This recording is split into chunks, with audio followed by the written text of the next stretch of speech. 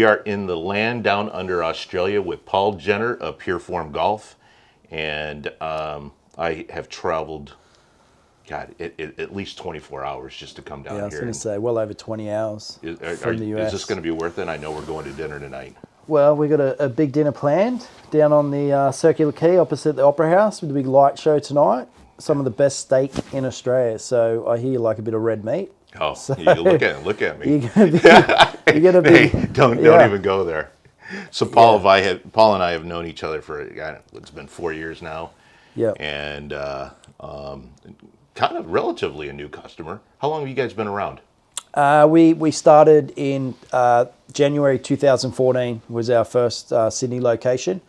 And then we set up a second Melbourne facility in 2015. And we met at the Orlando PGA show. Yep. 3 or 4 years ago. Yep.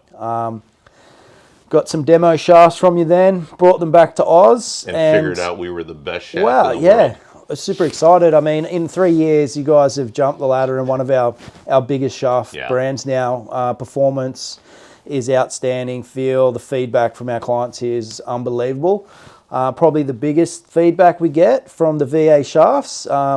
If someone says something's sick down here, which the graphics are sick, that means it's awesome. Yeah. So I don't know what it means in America. No, we use the same thing in America. Yeah, so custom fitting in Australia, is it relatively, is it more of a newer concept? I know, we've been doing it for, I don't know, at least 10 years solid. Yeah. I mean, you guys are kind of like the leaders in really true custom fitting in Australia, right? In Australia, we're pretty much sort of the first to market here, along with Cool Clubs probably at the same time. We're the only true, what I'd call proper custom fitting, where you're looking at the shaft head combinations, agnostic fitting based on TrackMan data, and then custom made to spec. So really in Australia, it's been around for 8 years, and we were sort of led the way there. Right. We're definitely a long way behind the US as far as the education, but I feel that the last 2 years, COVID, the education, people at home playing more golf online, it's really boomed, and this is starting to, the golfer now, well, our problem was when we started, I'm not good enough to get fitted. Yeah. I'm 15 handicap. Yeah, we run into the same thing. And I'm like, what are you talking about? That's right. Perfect. You're the perfect person to get fitted. You're 15, you got good hand-eye coordination, but your equipment's all doesn't match. So let's get the timing and the impact spin under control. Boom, straight away, you're an 8 or 9 handicap once you get fitted. So that's been what we struggled at the start, but now it's grown and everyone gets fitted now. Anyone who's serious about golf in Australia, they come to Pureform. Yeah. It's just the way it is, yeah. Yeah, we've run into that a long time, and we still do. I mean, it's people listening out there right now are watching. A lot of people say, man, I'm just not good enough to get fit. Yeah. My game is not there. But, as Nick and I talk a lot about is, you spend a lot of money on a golf club, and you play golf 3 times a week. And you have clubs that are like 15 years old, or you have newer clubs and they're not really custom fit. Yeah. Right. So what this is the profile of the average golfer in Australia that's a member of a golf club, right? They turn up once a week, Saturday morning, hit a couple of putts, jump to the first tee. They don't practice, they don't hit balls. They just want to turn up once a week, enjoy a game of golf. Right, so that's what fitting offers to me. Yeah. You get a shaft, time the ball, what's the right launch, flex, right? Spin, bring that dispersion in, and just give them something where gives them a chance to hit it somewhat optimal based on their swing, not mucking around. A lot of people, for me, that spend a lot of time having golf lessons and they got the wrong equipment. They're just wasting their time and money, and nothing gets better because they're not practicing at all. They don't hit any golf balls, so you can't have a 30-minute golf lesson and think, oh, I'm going to swing it like Adam Scott. It just doesn't happen. Right. But I've seen the results, instant equipment, you get instant results, and that's why I love it. I've been a pro for 24 years, and going away from coaching to the fitting, I get results every time. Whereas coaching without the equipment, to me, it's hit and miss. You only get results if someone's going to practice, and that's it. I mean, that's the bottom line, right? So that's why I'm so passionate in this space, and why I've sort of gone down that track. So does somebody get lessons first, or do they get fit first? What's your opinion on that? So for a new golfer, 100% get some basic technique, good basics, Sure, right. get some momentum, some tempo, just those solid foundations. You need to Right. build some type of foundation and then get fit. Yep. So if you've been playing golf for more than 2 or 3 years, you've obviously built a foundation, right? Might not be perfect, but we can fit you around that swing. And how much time do you have? So I'll always ask the question, like, how much time, how much effort are you going to put in here? And that might be a little bit of a balance. But I think once you've established a baseline of a swing and some tempo and Sure. just some basic movements, you've been doing it, it's ingrained already, you've been doing it for a couple of years, then 100% the equipment's going to take you to that next level every time. And most recently, you guys have been, I don't know if it's a joint venture acquired by Club Champion, who is our biggest customer, and you were our biggest customer in Australia, so Yeah. it is a good marriage. How is that going to affect business ongoing? Are you going to expand? Yeah, well, I mean, the whole vision and what I've always wanted to do was expand the business Australia-wide, New Zealand. There's a big market here. Especially now, the game's grown so much over COVID. And Australia hasn't got a lot. There's just Sydney, Melbourne for us guys. There's not much else out there. There's a few little hokey-pokey venues and that sort of thing, but not serious fitting. And there is demand. We get people fly interstate from New Zealand to Sydney and that all the time, every Right. week. So the demand is there. It was just, what's the best path, to go out and find investment and that, or why don't we team up with the biggest and get access? They've done everything. They know how to scale. They know how to build it. We can plug into their systems. It's just a perfect fit. The guys at Club Champion, similar-minded to us. And as soon as we started talking, everything just gelled, and it was just made sense on both ends. So, and it's going to be a win-win for Club Champion and a win for the consumer. I mean, it's just 100%. It's going to open up probably more components. I'm sure you already carry most of the heads that are available, and only the best shaft, which is VA, right? Yeah, 100%. Yeah, so, we're in Australia, a little bit different. We deal with the local supplier from the US, so it's going to open up some other avenues, brands like Ping, Mizuno, Titleist, and that I haven't had accounts, or we get build equipment, then we have to rebuild, pulling that to get some component deals. Right. I'm sure over time we'll end up with that same system that they have in the US. Obviously, it's a lot newer down here, and it's taken us a long time to get into components and custom building here with the brands. We've got most on board, but I think now that we have that partnership, it's going to open up the rest of the big brands as well. Yeah. And you guys are we're here in I don't know, what do you call it? What's this area called? You can see. This is the Rocks. Look This at is the Look oldest. how nice this is. You can see the oldest Opera part. House right out here. Oh, it's actually over here. Behind you there, the Sydney Harbour Bridge, the Rocks. This is the oldest area in Sydney. Yeah. It's fantastic view here. Yeah, we this can is see the whole awesome, harbour. I think we should just stay up here and drink wine all night. Yeah. And have the steak delivered. Well, mind you, we're having ours just down here. We could hit about a 7-iron into the steak bar down there. That's probably a driver for you. Well, it's downhill. 7-iron for me, right? Oh, it is downhill. It is downhill. So custom fitting, somebody comes in and gets fit. The whole COVID thing had set all of us back. Yeah. I mean, production got set back. It was hard to make shafts. It was hard to make heads. It was hard to get material. Yeah. So where are you guys right now? Somebody comes in and gets fit. What's your lead time? And and I'm sure if somebody watches this a year from now, it's obviously going to be different. But right now we're in where are we? We're in July. Yeah. We're in the winter. June, so middle of June now. You look like you're dressed for like Antarctica, man. This is cold, man. It's like This is the 10, best 12, weather. 12 degrees here. It was like 65 degrees today, and it was unbelievable. Yeah, And these guys are walking This around is in cold. parkas. Yeah.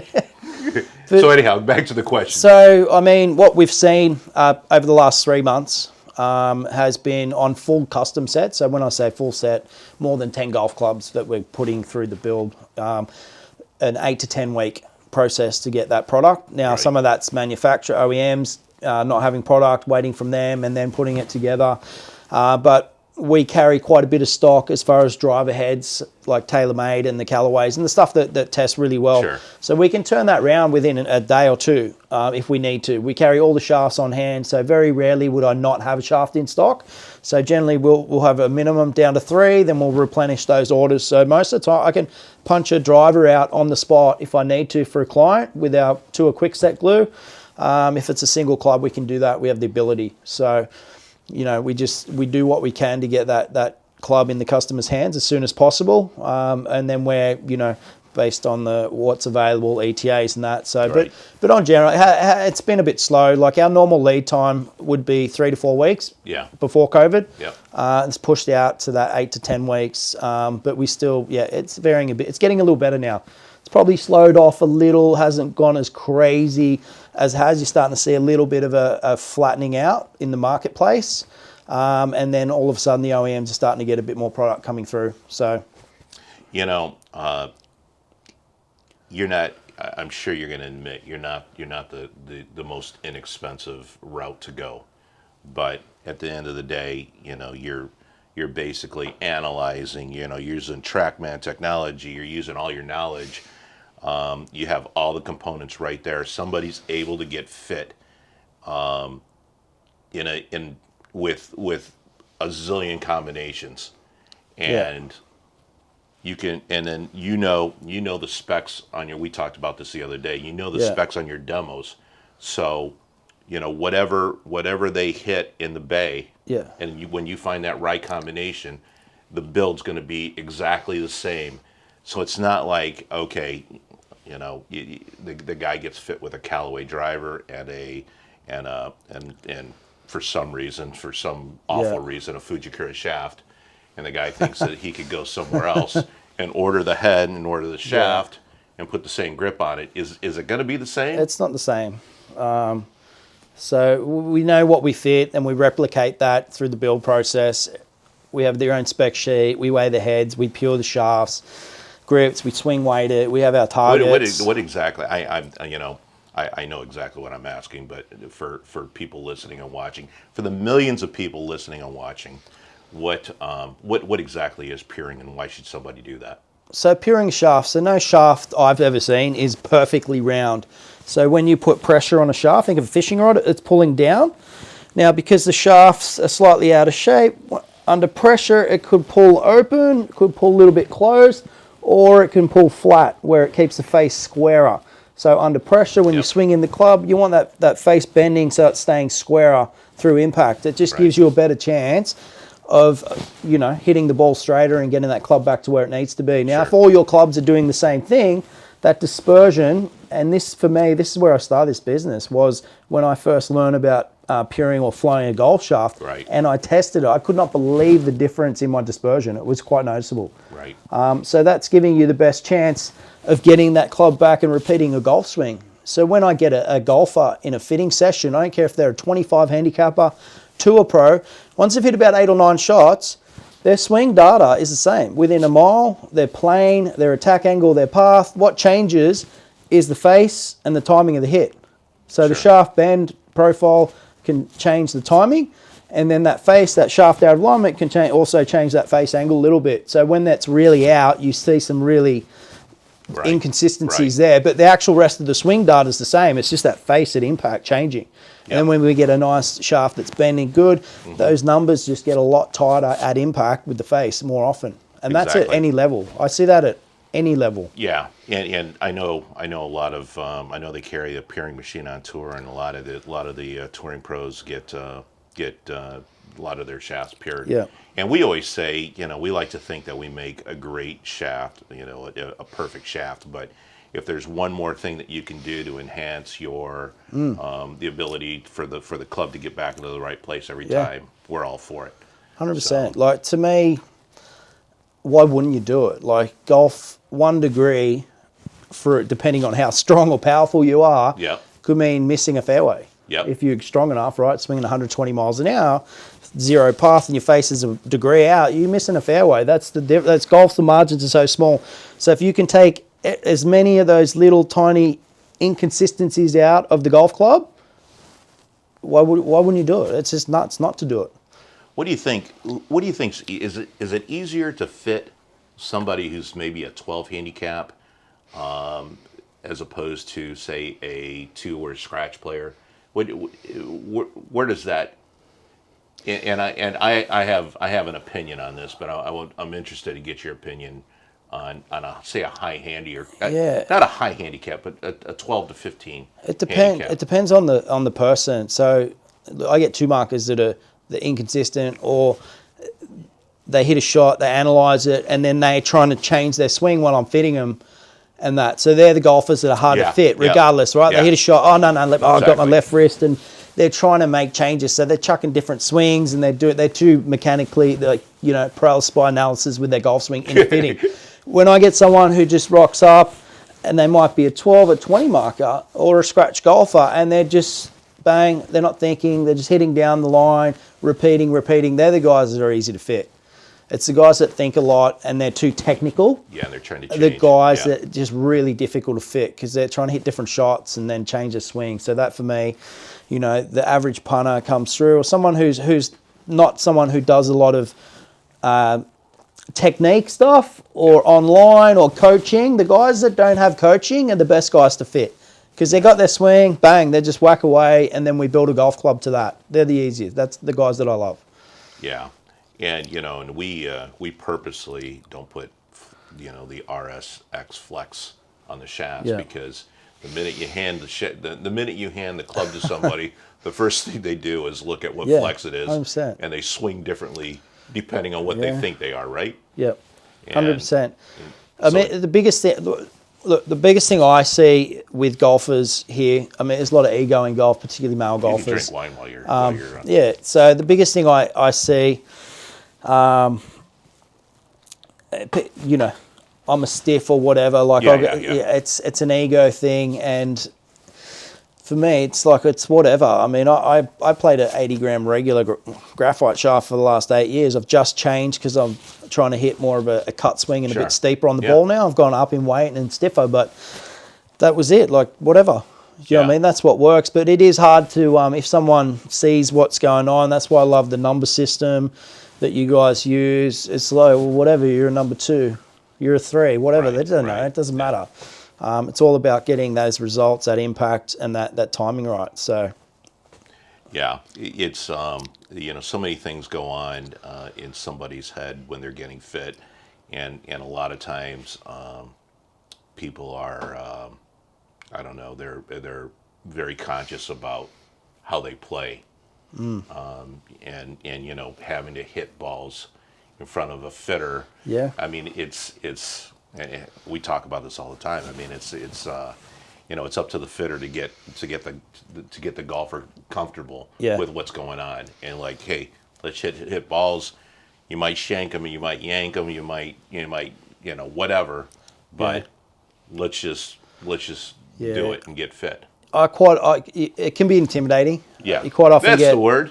Intimidating. I get some Australians come up with big words every time. I get your higher handicappers, or like someone who's just such a golf nerd geek who's like, they watch all your videos, they're so pumped, they're coming in, they booked in with me, I've seen all your videos, man, like, it's like, and they're so excited, and then they just get in there and you can see the sweat, their hands are like freaking out and that. So generally I'll leave them warm up and I'll just disappear and I'll make sure there's no one there and come in, make some jokes, and just try and get them relaxed.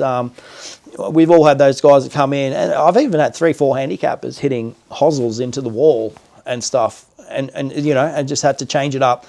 Let's hit some chip shots, or let's just talk about something. Just take their mind away and then bring them back to it. Even Even sometimes it's just not a good day. It's time to come back. 100%. So Right.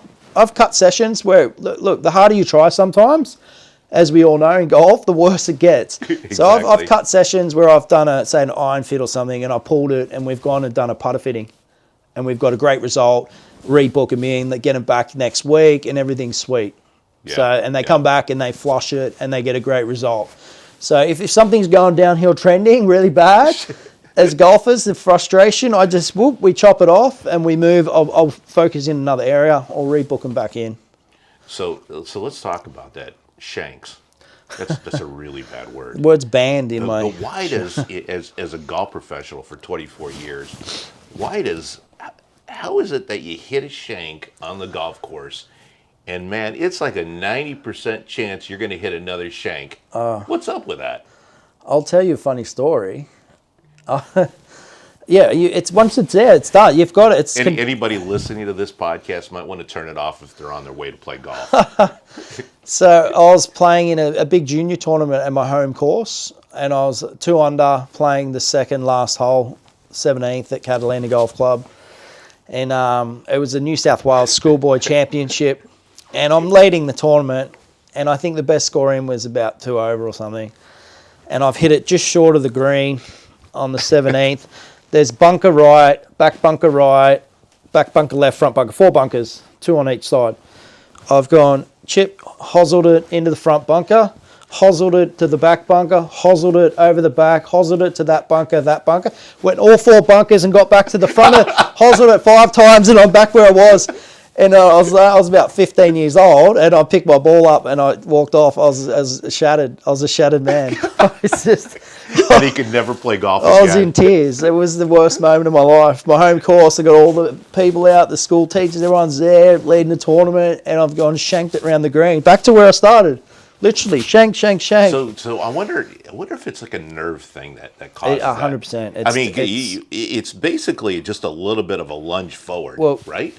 Yeah, I find like when you get nerves, you decel and lean into the ball. Like decel and then lean forward, hosel. So I've learned over the years, if I get a hosel, I'm going further away, and I'm swinging left, and that thing's coming out of the toe, baby. Even if I get like one dimple in the toe, that's a toe shank, but it's better than a heel shank. That ball is just barely off the toe. Yeah, of that that thing is towing, but I'm out here, man, and I'm just cutting it left. That thing's not coming out the hosel. God. I'm gonna have to drink heavily just to get rid of that. That whole. I'm not a shanker. I mean, I've hit shanks, but They pop up every now and again. yeah, they pop up probably at the worst time. Yeah. Kind of as to your point there. But you see the amateur golfer, they hit a shank and they do the opposite. They start swinging more inside their right hip. Oh my. Whew, well, that's just like hard to watch. They start getting it in here and he's hosling out. It's like what are you hitting, a cricket shot or something? No, it's not pretty. Oh man. Well, I appreciate you coming on. How can people get a hold of you if they want to? We're based, we're still Sydney, Melbourne at the moment. We're looking for another location at the moment. Yeah. So best way would be to jump online, www.pureformgolf.com.au. You can see my boys here in Sydney or Melbourne. You can book online. It's easy done. Or you can call our Sydney headquarters, 02 9669 3200. No one's going to remember that one, but anyway, come and see us. Yeah, telephone. Jump online and the guys. We had dinner with all the guys the other night, and great guys. Just fun guys, good personalities, and that's what. Other than knowledge, that's what you need in a good fitter. Yeah, we've got a good team of guys. They're all high level, either pros, ex-pros, tour guys. Timmy, our head builders, the Australian Hickory champion. He's even won some World Hickory stuff. Super guy, very so cool. He still refurbs and makes hickory golf clubs. Okay. And he's a carpenter background as well, golf pro carpenter. Refurbishes old stuff, so his attention to detail in that build room is second to none. Yeah, so but we're not doing hickory shafts, so. Yeah, we're not. We're doing high performance VA graphite shafts. That's what we're talking. Yeah. Yeah. So, well, thanks, man. I look forward to a great steak. Yeah, it's gonna be scotch good. And some good wine. Yeah. And what time's the reservation tonight? 6? 6 o'clock. 6 o'clock. So, the lights. They've got this thing called Vivid here, which happens. Was it only once a year? Once a year during winter. So in June it goes for, I think it's 4 weeks. It goes for the whole month of June. And everything lights up out here, and you can't see it from the camera view here. Yeah. Actually, we'll do some B footage, but the Opera House lights up. There's lights shining on it. It's pretty cool. And it changes the colors and patterns and stuff. And then I think tonight we're actually got all these drones with lights creating all these different images and Oh, stuff wow. and that. Yeah, it's going to be. But they don't do that every night, though. Do No, they? no, it's only I think Saturday night. Yeah, So this is I've never like seen any next drones level. out here. So I was actually surprised that I got tickets to this venue. It's normally just to get it like on any weekend without Well, you Vivid. said my name, though, right? I said Victor VA Yeah. Shafts, and he's like a Yeah, golfer. you're He's in. he's You're like, oh, I've got a drugger, man. I'll hook you up. So yeah, it's gonna be a good night. Good. Yeah. Well, thanks again for coming on, and we'll see you on down the line. Yeah, awesome. See what's new. It's good to have you down here. Yeah. Well, let's drink. Let's drink, man. All right, buddy.